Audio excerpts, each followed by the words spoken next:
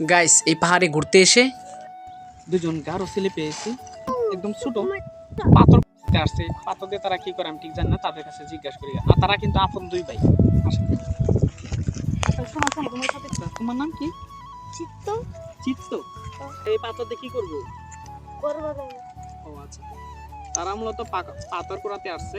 এই পাথর দিয়ে ঘর বানাবে, কিন্তু তাদের বিভিন্ন কাজে আর কি তারা পাথর ব্যবহার করে, ওই জন্য মূলত তারা আসছে।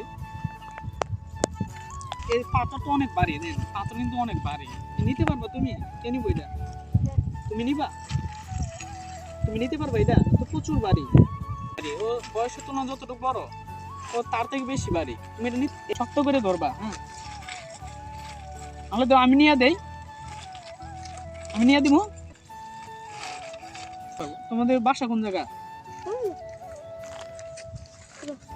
আমি তুলে দিই, দাঁড়াও, আমি তুলে দিই। আরো কম বর্তা তো প্রচুর বাড়ি।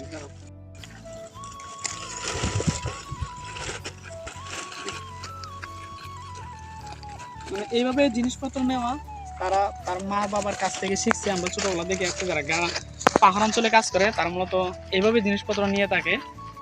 ধন্যবাদ।